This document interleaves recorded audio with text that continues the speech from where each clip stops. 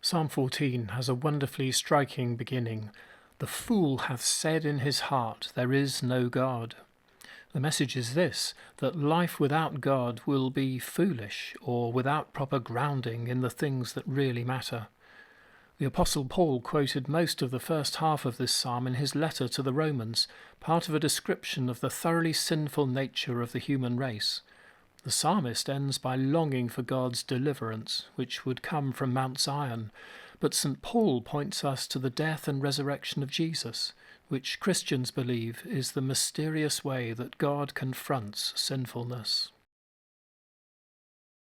The fool hath said in his heart, there is no God. They are corrupt and become abominable in their doings. There is none that doeth good, no, not one.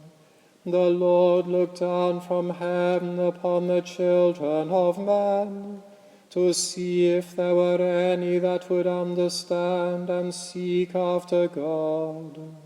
But they are all gone out of the way, they are altogether become abominable. There is none that doeth good, no, not one. Their throat is an open sepulchre, with their tongues have they deceived. The poison of asps is under their lips. Their mouth is full of cursing and bitterness. Their feet are swift to shed blood. Destruction and unhappiness is in their ways, and the way of peace have they not known.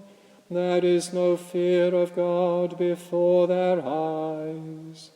Have they no knowledge that they are all such workers of mischief, eating up my people as it were bread, and call not upon the Lord? There were they brought in great fear, even when no fear was, for God is in the generation of the righteous. As for you, ye have made a mock at the counsel of the poor, because he putteth his trust in the Lord. Who shall give salvation unto Israel out of Zion, when the Lord turneth the captivity of his people?